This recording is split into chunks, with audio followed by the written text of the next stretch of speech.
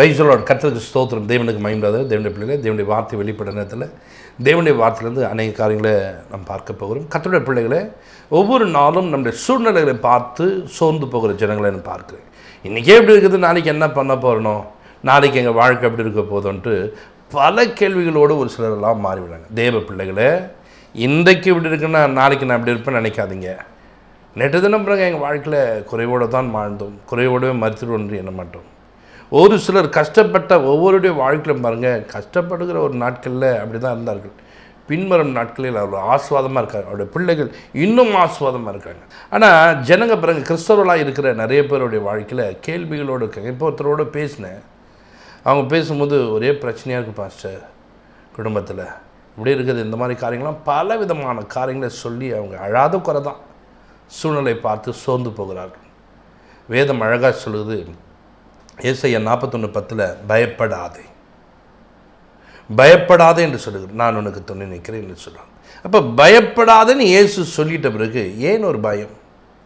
எதை குறித்து பயப்படுறீங்க இன்னைக்கு? எது உனக்கு பயமாக இருக்குது இன்னைக்கு? அப்படிப்பட்ட பயத்தை இன்றைக்கு புறம்பே தள்ளும்படிக்கு வேதத்தை நம்பு, வேத வசனங்களை பிடித்துக்கொள். எனக்கு இயேசு சொன்னது ஒன்று தாங்க, பயப்படாது. நான் பயப்பட மாட்டேன். கவலைப்படக்கூடாதுன்னு சொல்கிறாங்க, ஒரு கூட்டம் கவலைப்பட்டுன்னு இருக்குது. சந்தோஷமாக இருக்குன்னு சொல்கிறாரு, சந்தோஷமே இல்லாமல் துக்கமுகமாக இருக்காங்க. எப்போ பார்ப்பாங்க உருன்னு இருப்பாங்க. காரணம், அவங்க அப்படியே பழகிட்டாங்க, அவங்க முகமாக அப்படி செட்டிங் ஆகிடுச்சு, அதை மாற்ற முடியல. நல்லா கவனிங்க, நீங்களே பாருங்க, கொஞ்சம் சிரிச்சு பாருங்களேன், அப்படி சிரிச்சுட்டே பேசுங்க, சிரிச்சுட்டே பழகுங்க. அப்படி பழகும்போது கர்த்தர் ஒரு பெரிய காரணம் செய்வாங்க. மனமகிழ்ச்சியாக இருக்க கற்றுக்கொள்ளுங்க. மனமகிழ்ச்சி நல்ல ஔஷதம் என்று சொல்லப்படுது. மனமகிழ்ச்சியாய் நீங்கள் இருக்கும்போது தான் உங்கள் வாழ்க்கையில் ஒரு பெரிய ஜெயத்தை. வேதம் அழகாக சொல்லுது, பயப்படாதே. இந்த பயப்பட்ட சீஷர்களை பார்த்து ஆண்டவர் கடிந்து கொள்ளுகிறார். ஏன் பயப்படுகிறீர்கள்? ஏன் பயப்படுற? நீ ஃபஸ்ட்டு சொல்லு. சூழ்நிலைலாம் வேறு மாதிரி ஆயிடுச்சு. சூழ்நிலையை மாற்றக்கூடிய தெய்வம் கூட இருக்கிறார். சூழ்நிலை பாருங்கள், கடல் கொந்தளிக்குது, நாங்கள் அமிழ்ந்து போக போகிறோம். கடல் பண்ண இன்றைக்கி அவ்வளோ வேகமாக காற்று சீட்டம் அப்படி இருக்குது, நாங்கள் மடிந்து போகிறோமே. சூழ்நிலையை பார்த்தோன்னே செத்து போகிறேன்றான். இந்த செத்து போகிறேன சரிப்பா, நம்மெல்லாம் என்ன பண்ணது, சாகக்கூடிய சூழ்நிலை வந்துச்சுன்னு அப்படி ஏன் சொன்னாரா? அவளை பார்த்து கடிந்து கொண்டு விட்டு அந்த காற்றை கடலையும் பார்த்து இறையாதே, அமைதலாயிரு என்று சொன்னார். இப்படியாப்பட்ட ஒரு தெய்வத்தை நான் ஆராய்த்து கொண்டிருக்கிறேன். அப்போது தெய்வத்தை நான் ஆராதிக்கன்னா அவருடைய சுவாபம், அவருடைய செயல்கள் எனக்குள்ளே இருக்க வேணாவா? அவரை நான் அப்பா கூப்பிடுவது உண்மையானால் அவரை போல நடக்க வேண்டியது உண்மை இல்லவா? அப்படிப்பட்ட காரியங்கள் உனக்குள்ளே இல்லாமல் இருக்கிறது. அவர் தைரியமானவராச்சே, பிரச்சனையை பார்த்து சோர்ந்து போகிறவர் இல்லவா? எதிர்த்து வருகிற மனிதனை பார்த்து சொல்கிறாரு, பிடிக்க வராங்க, ஏசியாதான் நான் தான் அப்படின்றார். நாமளும் என்ன பண்ணுவோம், அவர் தெரிலங்க, என்ன விஷயம் தெரிலன்னு சொல்லிட்டு ஓட்டம் பிடிக்கிறதுக்கு பார்ப்போம். அவர் தைரியமாக வந்து நான் தான் ஆனார், விழுந்துட்டான் எல்லாரும். அவ்வளோ தைரியமாக இருக்கக்கூடியவர். பாடுகள், நிந்தைகள், அவமானம் எல்லாம் வரும் தெரிஞ்சு பூமியில் மனுஷனாக வந்து அவதரித்தார். பிரச்சனைக்கு நடுவே வந்தார். உலகத்தில் உபத்திரம் உண்டு, பிரச்சனை இருக்குதான், இல்லைன்னு சொல்லலை, ஆனாலும் திடன் கொள்ளுங்கள் என்று சொன்னார். நான் உலகத்தை ஜெயித்தேன். அப்போ ஜெயித்த ஒரு வார்த்தை பிடித்து கொண்டு ஒரு மனிதன் சாட்சியாய் வாழும். ஜெயித்த ஒரு வார்த்தை பிடித்து கொண்டு நம்முடைய வாழ்க்கையை சாட்சியாக மாற்றிக்கொள்ள வேண்டும். இன்றைக்கு நாம் என்ன பண்ணுறோன்னா, யாரெல்லாம் என்ன வார்த்தை பேசணும், தோல்வியுள்ள மனிதர்கள் பேசின எல்லா வார்த்தையும் நீங்கள் வைத்து கொண்டு உடனே சொல்லுவோம், எங்கள் வாழ்க்கை இப்படி போயிட்டுருக்குங்க. இதை சொல்லுறதுக்கா, இதை சொல்வதுக்கு உன்னை கர்த்தர் அழைத்திருக்கிறார். ஒரு வேதத்தை நம்ம கையில் கொடுத்துருக்கிறார். அந்த வேத வார்த்தைகளை படித்திருக்கிறோம். வேத வாக்கியங்களை பிடித்து கொண்ட நாம் நம்ம ஒரு ஜெயம் உள்ளவர்களாய் மாற வேண்டும், ஒரு ஜெயம் பெற்றவர்களாய் மாற வேண்டும். வேதத்தில் நீங்கள் பார்க்கும்போது ஆதியாகமம் புத்தகம் 15:1 சொல்றாரு, இந்த காரியம் நடந்த பின்பு, இந்த காரியம் நடந்த பின்பு பயப்படாது. பார்த்தீங்களா, அவரை பார்த்து ஆபிரகாம் சொல்ல, பயப்படாது, நான் உனக்கு கேடகமாக இருக்கிறேன், நான் கூட தான் இருக்கிறேன், நீ பயப்படாத. எதுக்கு நீ பயப்பட போகிற? உனக்கு ஒரு ஆபத்து வரணும், நான் முன்னாடி வந்து நிற்கிறேன்னு சொல்கிறார். உனக்கு ஒரு சூழ்நிலை மாறுமானால் உனக்கு நான் துணையாக நிற்கிறேன் என்று சொல்கிறார். இப்படியாப்பட்ட தேவன் நம்மளோட கூட இருக்கும்போது ஏன் பயப்படுகிறாய்? எதை கண்டு பயப்படுறாய்?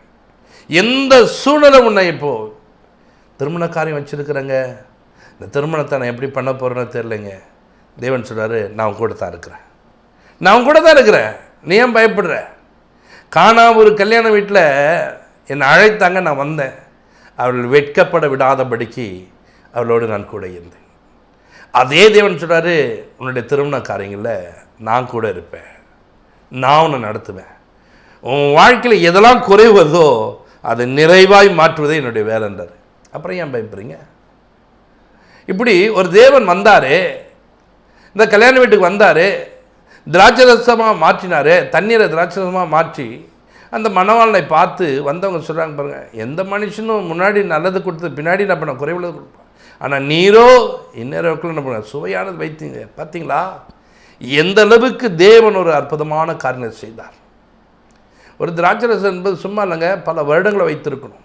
ஆனால் இவர் பாருங்கள், தண்ணி ஊற்றணும் எத்தனை வருடமாக இருந்தாங்க, எத்தனை நாட்களாக இருந்தாங்க, நான் மாற்றி கொடுக்குறேன், நீ பல வருடமாய் உழைத்து ஒரு உழைப்பை போட்டு சம்பாதித்து அவைகளை கொண்டு தான் உன் திருமணம் நடத்துவேன். ஒரே ஒரு நாளில் உன் வாழ்க்கையில் அற்புதம் செய்வார், ஒரு மாற்றத்தை கொடுப்பார். இப்படிப்பட்ட தெய்வம் இருக்கும்போது ஏன் பயம்? எதை குறித்து பயப்படும்? இப்படிப்பட்ட பயத்தை இன்றைக்கு புறம்பே தள்ள வேண்டும். இந்த பயத்துக்கு நீங்கள் இடம் கொடுக்கக்கூடாது. அப்படிப்பட்ட காரியங்கள் உன்னிடத்தில் இருக்கும்போது அவைகளை நீ என்ன பண்ண விளக்க வேண்டும்.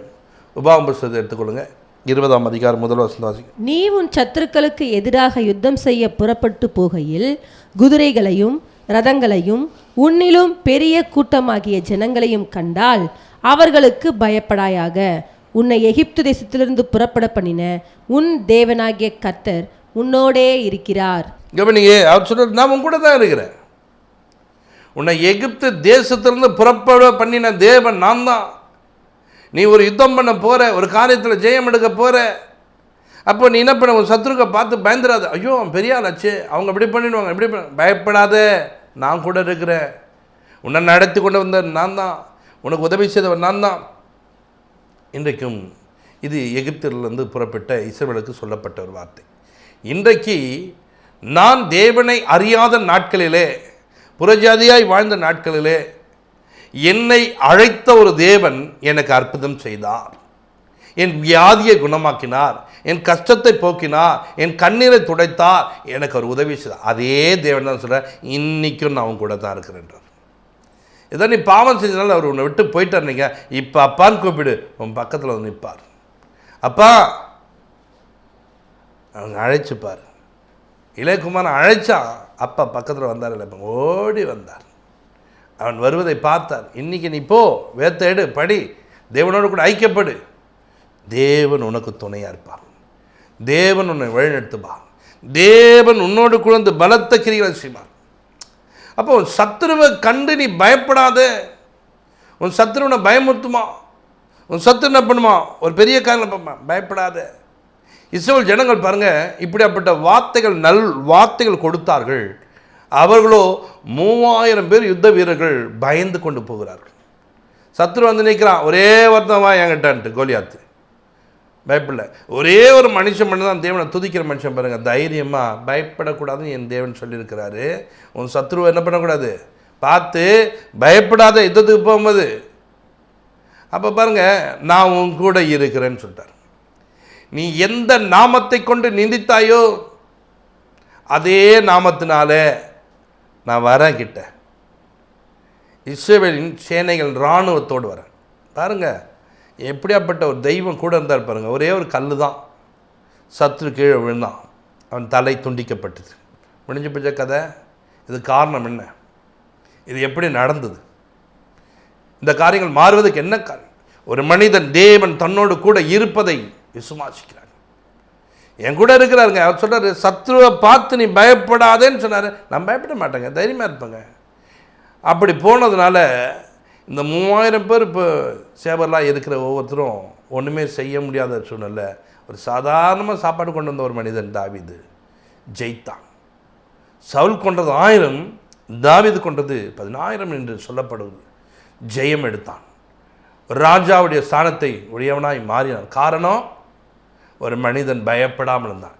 நீ பயப்படும் போது உனக்கு தோல்விகள் இருக்கும், ஆனால் நீ தைரியமாக இருந்தால் கர்த்தர் உன்னை உயர்த்தக்கூடிய இடமாய் மாறிவிடும். நீ உயர்ந்து நிற்க முடியும். உன்னை உயர்த்தி வைக்க தேவன் வல்லவராக இருக்கிறார். நீ உயர்வுக்குள்ள போயிட போறன்னு தெரிஞ்சுதான் பிசாசு உன்னை பயமுறுத்தி கொண்டே இருக்கிறான், உன்னை பயப்பட வைக்கிறான். ஆனால் நீயும் அதை அறியாமல் என்ன பண்ணுற? எனக்கு ரொம்ப பயமாக இருக்குது, ரொம்ப பயமாக இருக்குது, ரொம்ப பயமாக இருக்குன்னு இப்படியே சொல்லி நிற்க. நீ பயப்படுத்தாமல் உன் பிள்ளைய பயப்பட வைக்கிற, உன் பொண்ணை பயப்பட வைக்கிற, உன் குடும்பத்தாரை பயப்பட வைக்கிற. இதே தான் உன் வேலை. தைரியமாக இருந்துப்பார், தைரியமாக இருந்துப்பார். கர்த்தர் உன்னை வழிநடத்த வல்லவராக்கா, உன் தேவைகளை சந்திக்கக்கூடிய தேவனாக இருக்கிறான். உபாகமம் புத்தகத்தை எடுத்துக்கொள்ளுங்க, 31:6-7-8 3 வருஷம். நீங்கள் பலங்கொண்டு திடமனதா இருங்கள், அவர்களுக்கு பயப்படவும் திகைக்கவும் வேண்டாம். உன் தேவனாகிய கர்த்தர் தாமே முன்னோடே கூட வருகிறார், அவர் உன்னை விட்டு விலகுவதும் இல்லை, உன்னை கைவிடுவதும் இல்லை என்று சொன்னான். பின்பு மோசே யோசுவாவை அழைத்து இஸ்ரவேலர் எல்லாரும் பார்த்திருக்க அவனை நோக்கி, பலம் கொண்டு திடமனதாயிரு, கர்த்தர் இவர்களுக்கு கொடுப்பேன் என்று இவர்களுடைய பிதாக்களுக்கு ஆணையிட்ட தேசத்துக்கு நீ இந்த ஜனத்தை அழைத்து கொண்டு போய் இதை இவர்கள் சுதந்தரிக்கும்படி செய்வாய். கர்த்தர் தாமே உனக்கு முன்பாக போகிறவர், அவர் உன்னோட இருப்பார், அவர் உன்னை விட்டு விலகுவதும் இல்லை, உன்னை கைவிடுவதும் இல்லை, நீ பயப்படவும் கலங்கவும் வேண்டாம் என்றான். கவனிங்க, இந்த இடத்துல பயப்பட வேண்டாம், பயப்பட வேண்டாம், பயப்பட வேண்டாம்னு வார்த்தைகள் வருது. ஏன் சொல்லுதுங்களா? மோசைக்கிட்ட சொன்னவர் இப்போ யார்கிட்ட சொல்கிறார் தெரியுமா? யோசுவா கிட்ட போய் சொல்கிறோம். இப்படி தேவனுடைய வார்த்தைகளை சொல்லி தேற்றி பலப்படுத்து. நான் உன் கூட தான் இருக்கேன், நான் உன்னை விட்டு விலக மாட்டேன், உன்னை கைவிட மாட்டேன், பயப்படாதே, நான் உனக்கு துணை நிற்கிறேன், கூட நிற்கிறார் பாருங்க. நீ பயப்படும் போது தேவனை கூட வைக்காமல் பிசாசை தன் பக்கத்தில் கொண்டு வருகிறாய். அது சொன்ன பயப்படாத, நான் கூட தான் இருக்கேன், நான் உன்னை விட்டு விலக மாட்டேன், உன்னை கைவிடவும் மாட்டேன், தைரியமாக இருந்தால் கர்த்தர் கூட இருக்கிறார். ஆனால் நீ பயப்பட ஆரம்பித்தால் பிசாசு உன் பக்கத்தில் வந்து நின்றுவான், பயத்துக்கு மேலே பயத்தை கொடுப்பான், போகிற காரியங்களில் நம்ம செத்து போயிடுவோன்றதை புரிய வைப்பான். நீ அதை பார்த்து பயப்பட ஆரம்பிப்பாங்க. கர்த்தருடைய பிள்ளைகளே, அது சொல்கிறது பலன் கொண்டு திடமனதாக இரு.